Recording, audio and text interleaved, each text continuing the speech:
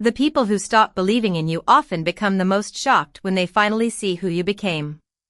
Claire Bennett stood motionless beneath the towering white columns of St. Matthew's Chapel, her fingers wrapped tightly around an ivory wedding invitation that had spent the last 3 weeks resting on her kitchen table before she finally found the courage to answer it. The crisp October air carried the scent of fresh roses and polished cedar while the distant melody of a string quartet drifted through the open sanctuary doors.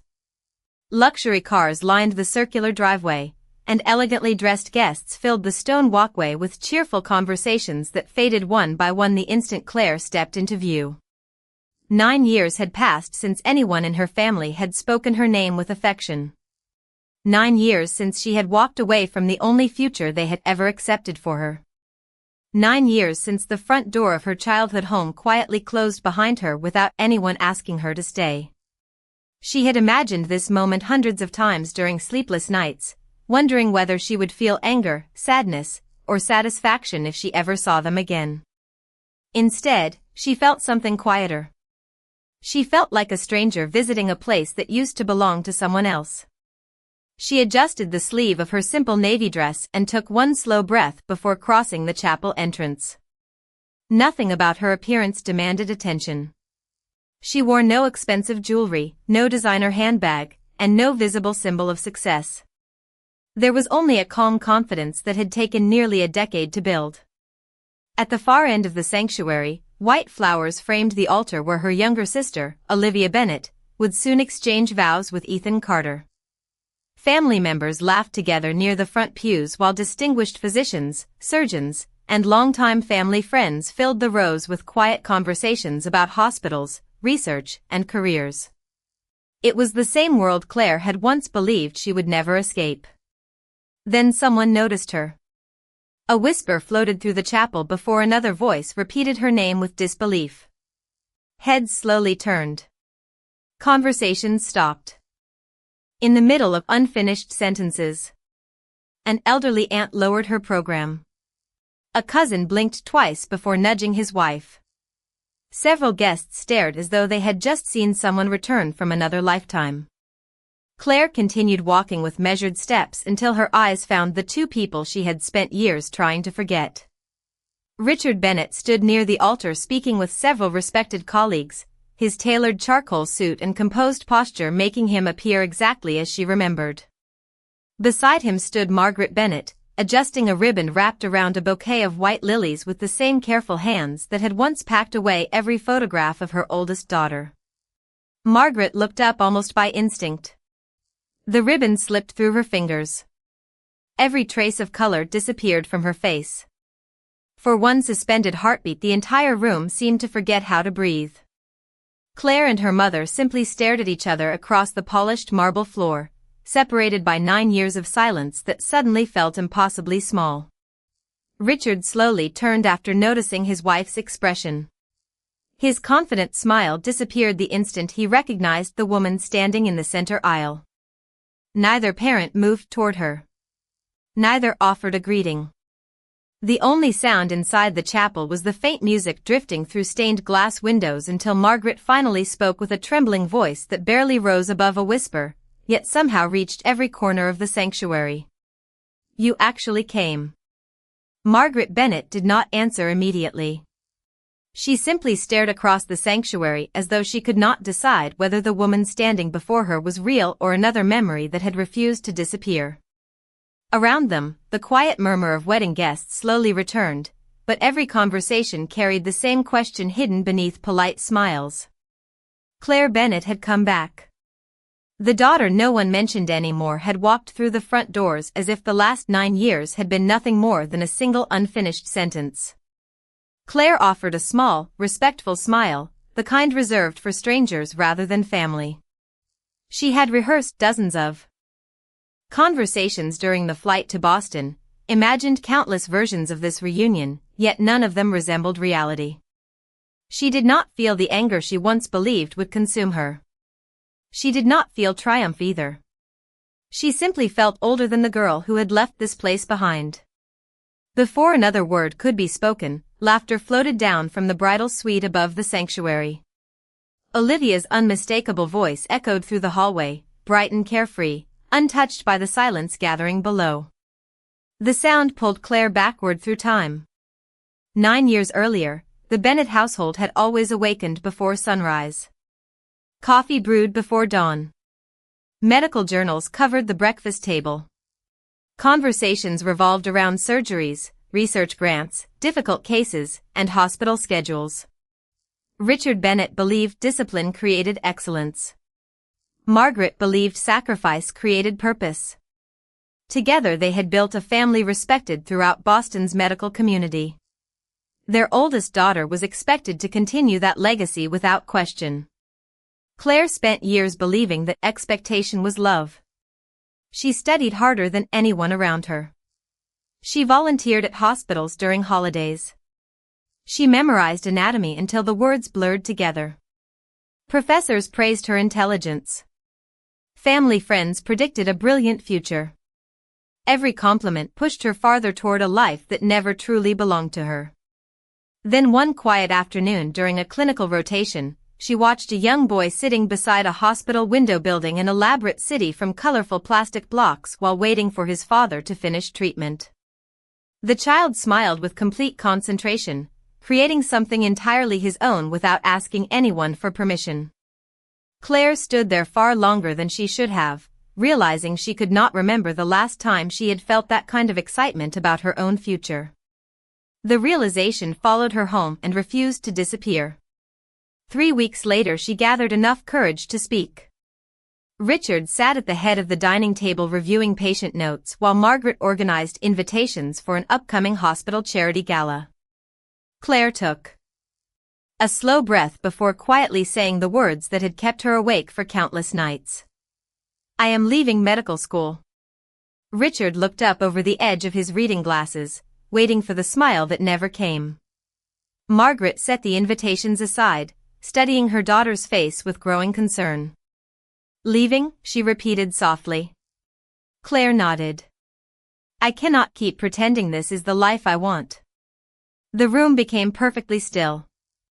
Outside, autumn leaves drifted across the driveway beneath a pale afternoon sky while a lawnmower hummed somewhere beyond the neighboring fence. Inside, every dream the Bennett family had carefully planned seemed to stop all at once. Richard slowly removed his glasses and folded them with deliberate precision before meeting his daughter's eyes. His voice remained calm, almost gentle, which somehow made the moment feel even heavier. "Tell me exactly what you believe you are walking away from." Claire drew one slow breath before answering. "I believe I am walking away from a profession I never chose for myself." The words settled over the dining room with a weight that seemed to press against every wall of the house. Richard Bennett remained perfectly still, his hands folded neatly in front of him, studying his daughter with the same careful expression he reserved for difficult medical decisions. Margaret searched Claire's face, hoping to find hesitation, uncertainty, anything that suggested this conversation could still be undone. Instead, she found quiet conviction. "You are emotional," Margaret said gently. "Every student feels overwhelmed at some point. You have spent years preparing for this. You cannot throw away your future because you are exhausted." Claire slowly shook her head. "I am not exhausted. I am empty." Neither parent spoke. Outside, the afternoon breeze carried a few golden leaves across the front lawn while distant children laughed somewhere down the street. Ordinary life continued as though nothing extraordinary was happening inside the Bennett home. Richard finally stood from his chair. "Medicine is not simply a career," he said. "It is a responsibility. Our family has spent generations earning the trust of this community. Your grandfather devoted his entire life to serving others. Your mother has cared for thousands of children. I believed you understood what that meant."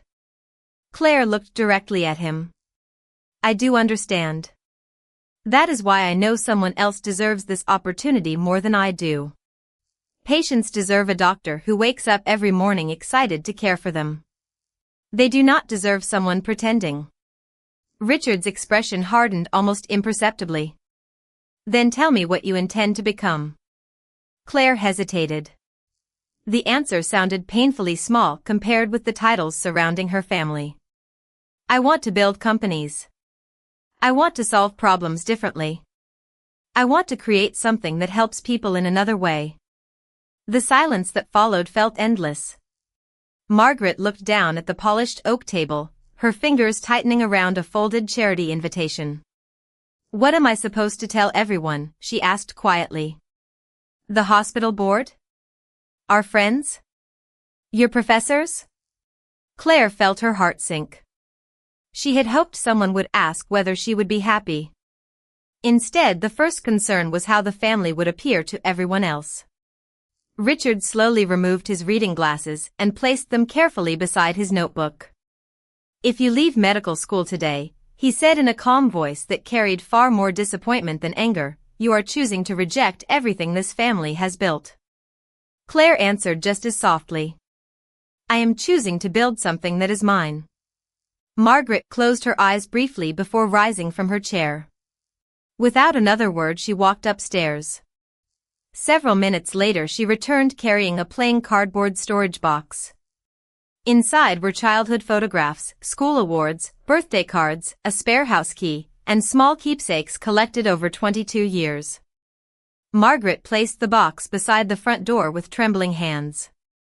Richard stepped toward the entrance and unlocked it. Cool autumn air drifted quietly into the hallway. When you leave this house, he said, do not expect to come back until you understand the value of what you are giving away. Claire looked at the box one final time before lifting it into her arms. It contained nearly every physical reminder that she had ever belonged there. As she crossed the doorway, no one called her name. The door closed gently behind her, and for the first time in her life, the future waiting beyond the driveway belonged entirely to her. Claire drove away without looking into the rearview mirror. She knew that if she watched the Bennett house disappear behind her, she might lose the courage that had taken years to gather. The cardboard box rested on the passenger seat beside her, sliding gently each time the car turned a corner. Every traffic light, every familiar street, every neighborhood she passed reminded her that she was leaving more than a house. She was leaving the identity everyone else had chosen for her. The first apartment she could afford sat above a small family-owned bakery on a quiet Boston side street. The ceilings were low, the kitchen barely large enough for a single person, and the old radiator clanged loudly whenever cold weather arrived. Every morning before sunrise, the smell of fresh bread drifted through the wooden floorboards, mixing with the aroma of coffee from the cafe across the street. It was nothing like the spacious home where she had grown up, yet for the first time in her life every object inside the apartment belonged to a decision she had made herself. Money disappeared quickly. Claire accepted every honest job she could find. She stocked inventory at a neighborhood warehouse before sunrise, answered customer support calls during the afternoon, and occasionally delivered office supplies across the city in an aging sedan whose odometer had already passed 200,000 miles. The days were exhausting, but the exhaustion felt different from medical school. She returned home tired instead of empty. Every paycheck paid another bill. Every small victory reminded her that independence was slowly replacing fear. At night she borrowed business books from the Boston Public Library instead of buying them. She filled inexpensive notebooks with sketches, business ideas, and observations about companies she admired. She watched free online lectures until long after midnight, teaching herself subjects no professor had ever assigned. There were evenings when doubt arrived without warning. While eating microwave dinners at her tiny kitchen table, she sometimes wondered whether her parents had been right all along. She imagined family dinners continuing without her, birthdays quietly passing, holidays celebrated around the same polished dining table where her place remained empty.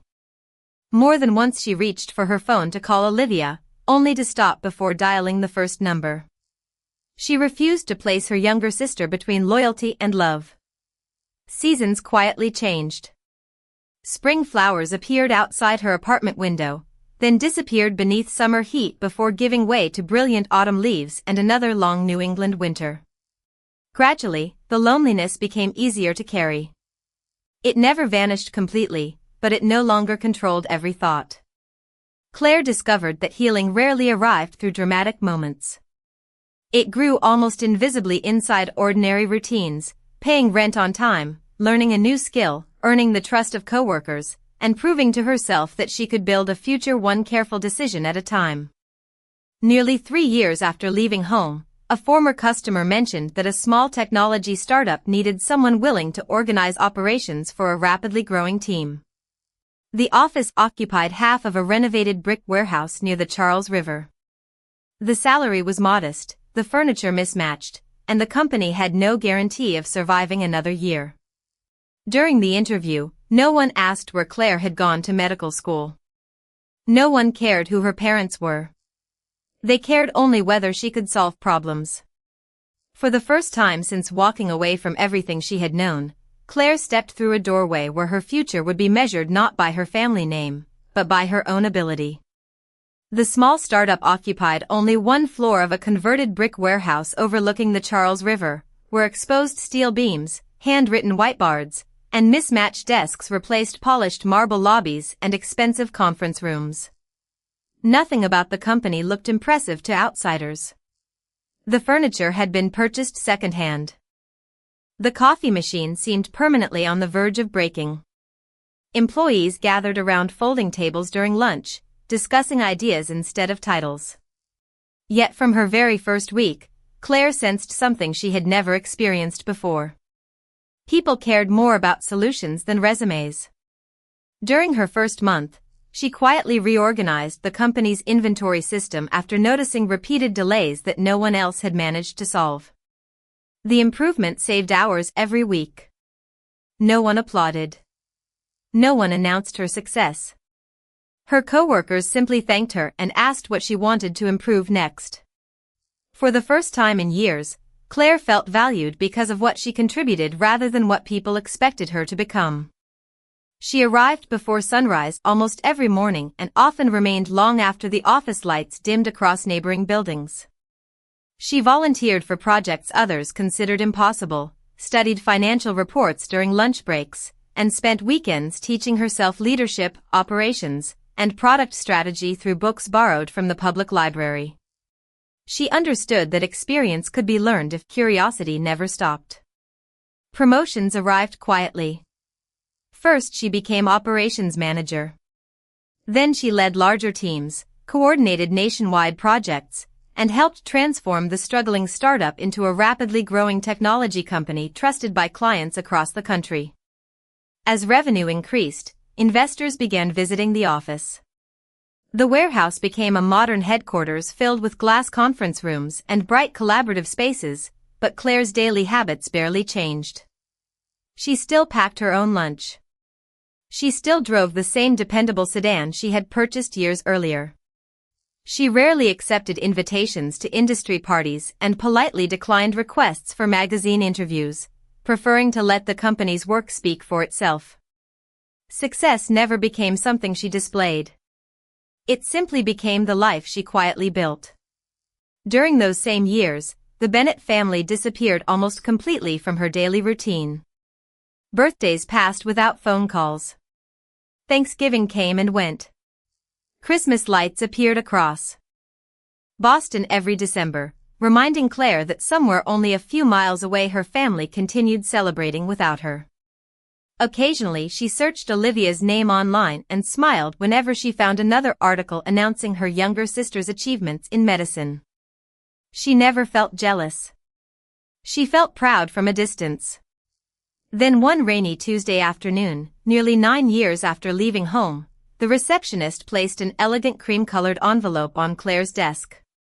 There was no return address, only her name written in familiar handwriting she recognized immediately. She waited until the office had grown quiet before opening it. Inside rested a beautifully printed wedding invitation. Olivia Bennett and Ethan Carter requested the honor of her presence on their wedding day. Claire read the words once, then again more slowly. A smaller folded note slipped gently onto her desk. Unlike the invitation, this message had been written by hand. The handwriting belonged unmistakably to Olivia. It contained only 6 simple words. Please come. I still miss you. Claire sat silently beside the large office window overlooking the river while evening rain traced slow paths across the glass. She read the note again and again, searching for hidden meaning that never appeared. There was no apology. No explanation. Only 6 words carrying the weight of nearly a decade. For the first time since beginning her new life, the past knocked quietly on the door she believed had finally closed forever. Claire read Olivia's handwritten note so many times that the edges of the paper became slightly worn beneath her fingertips. Every evening after the office emptied, she sat beside the wide window overlooking the Charles River and asked herself the same question. Should she go back? She was no longer afraid of seeing the Bennett family. What unsettled her was the possibility of reopening wounds that had finally healed. For nearly a decade she had built a peaceful life without needing anyone's approval. She wondered whether one afternoon inside a familiar chapel could quietly undo years of hard-earned peace. 3 days before the wedding, she finally made her decision. She booked the earliest flight to Boston, requested a single day away from the office, and packed only a small suitcase containing a navy dress, comfortable shoes, and the wedding gift she had carefully selected for Olivia and Ethan. There were no expensive designer labels, only a handwritten card wishing them a lifetime of kindness, patience, and friendship. Those were qualities Claire had come to value far more than success alone. The flight landed beneath clear autumn skies. As the taxi crossed familiar streets, memories appeared without invitation. The neighborhood park where she had ridden her bicycle as a child. The public library where she had hidden for hours after difficult days during medical school. The coffee shop where Olivia used to meet her after classes. Everything looked smaller than Claire remembered, yet every corner carried echoes of another life. When the taxi stopped outside St. Matthew's Chapel, she remained seated for a few quiet moments before stepping onto the stone driveway. Elegant white flowers decorated the entrance. Luxury vehicles filled every available parking space. Guests in formal clothing greeted one another with warm smiles while photographers quietly captured moments before the ceremony. Claire adjusted the sleeve of her navy dress and reminded herself why she had come. She was here for Olivia, not for unfinished arguments. Inside the reception hall, familiar faces appeared almost immediately. An older aunt recognized Claire first and stared with open surprise before forcing an uncertain smile. A distant cousin approached with cautious curiosity. Claire, he said awkwardly, it has been a long time.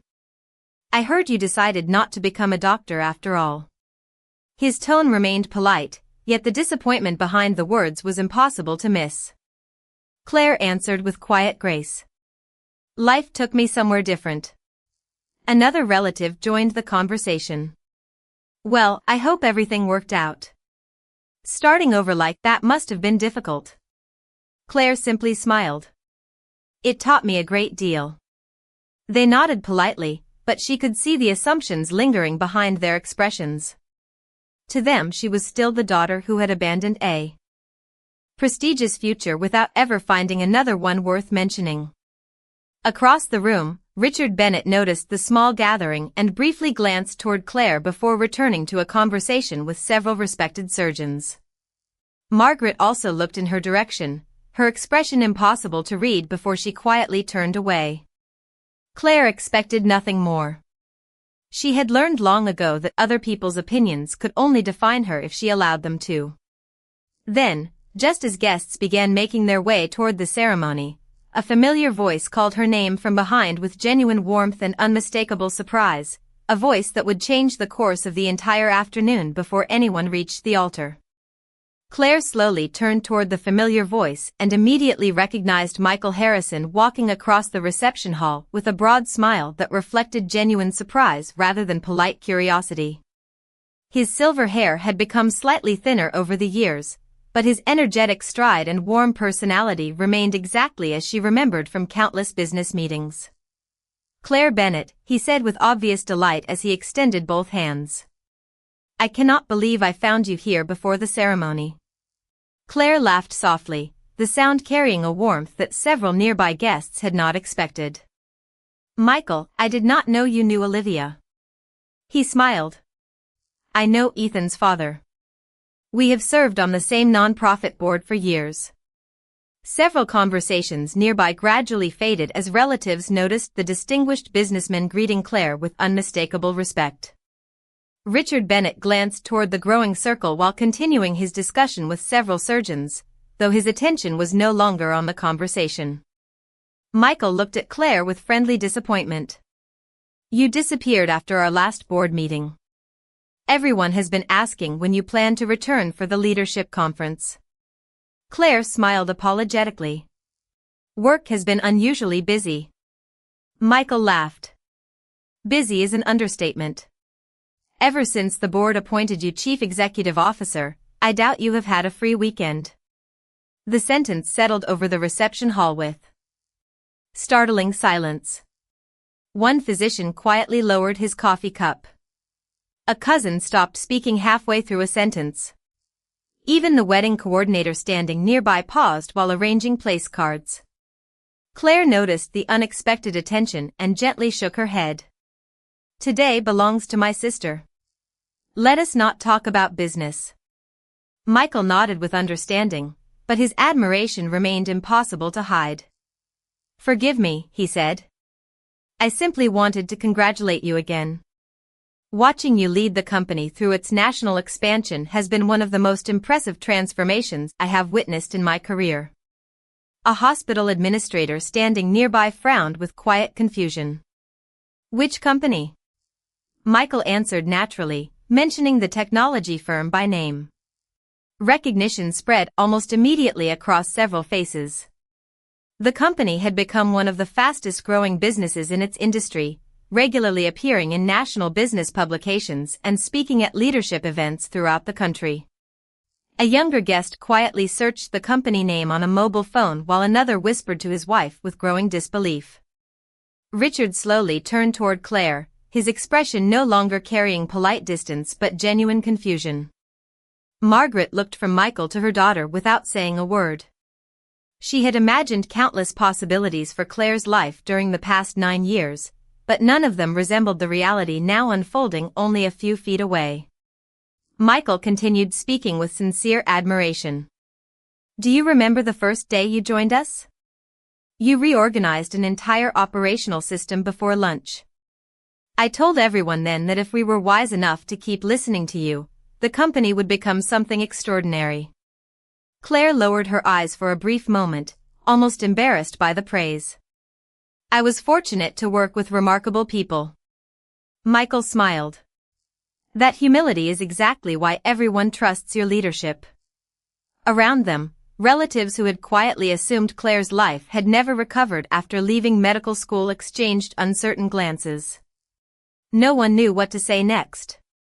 Without intending to, Michael had revealed a truth Claire herself had never planned to announce, and in a single quiet conversation, nearly a decade of assumptions began to disappear. For several long moments, no one around the reception hall seemed to remember how to continue an ordinary conversation. The cheerful music still drifted softly through the garden, waiters continued serving sparkling drinks, and photographers quietly captured smiling guests, yet inside the small circle surrounding Claire, everything had changed. Michael Harrison finally noticed the unusual silence and glanced from one face to another before smiling apologetically. "I hope I did not interrupt anything important." Claire answered with the same calm grace that had carried her through the past 9 years. "Not at all. We were simply catching up." Michael nodded before another executive joined them, warmly shaking Claire's hand. "Congratulations again," she said. "The annual shareholder meeting was exceptional.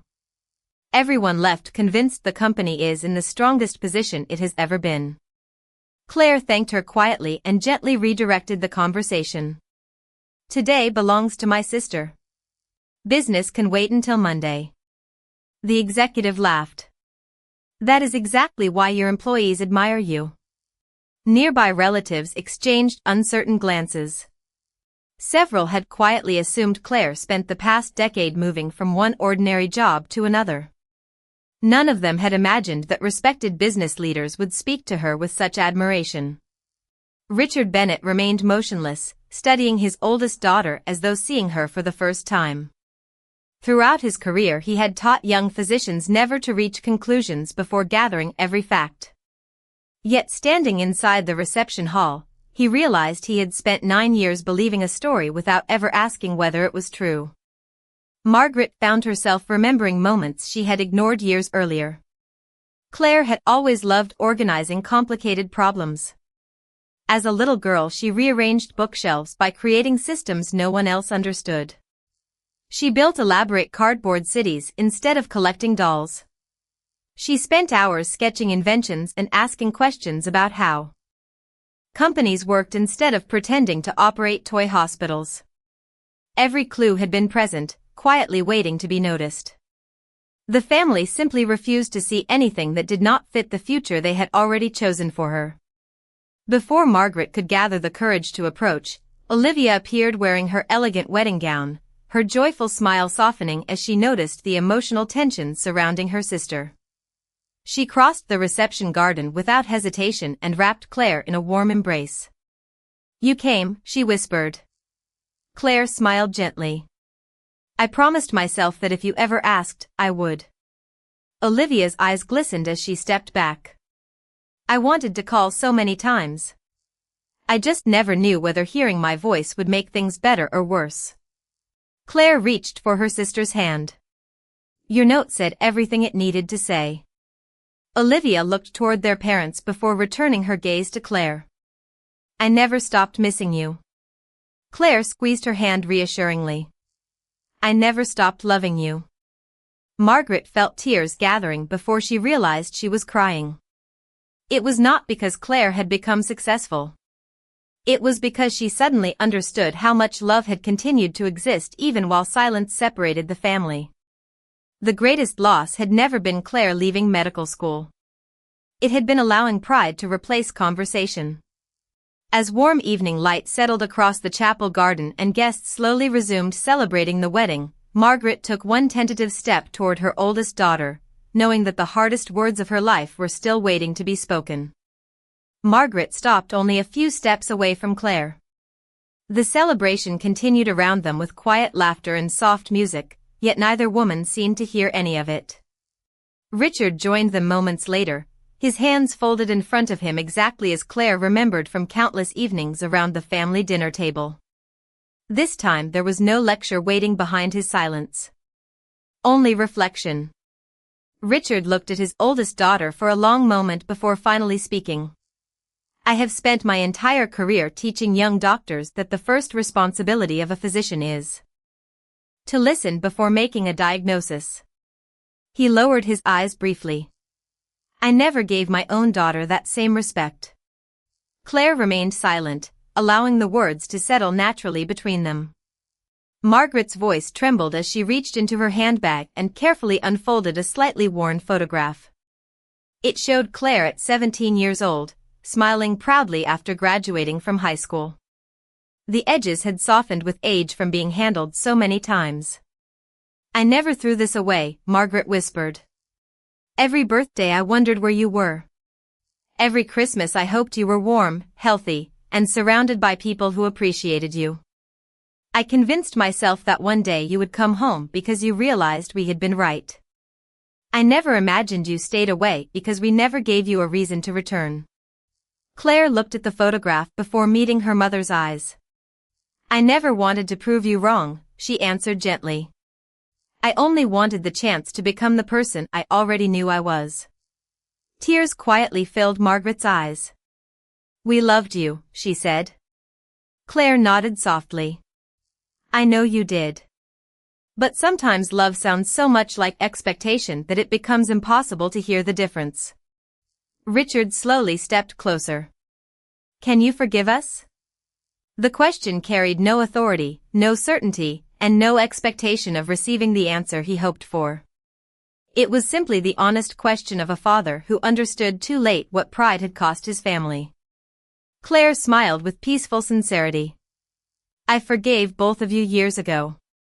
Holding on to resentment would have kept me living inside the past. I chose to build a future instead." Margaret finally embraced her daughter, holding her with quiet gratitude rather than desperation. Claire returned the embrace just as naturally. It did not erase 9 lost years.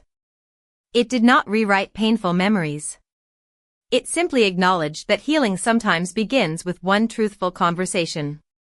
Olivia approached with Ethan beside her, both smiling through misted eyes. Olivia slipped her arm around Claire and laughed softly. "This is the wedding gift I wanted more than anything." Claire kissed her sister's forehead. "Then I am glad I came." As evening settled over St. Matthew's Chapel, warm string lights illuminated the reception garden while families gathered for photographs beneath the autumn sky.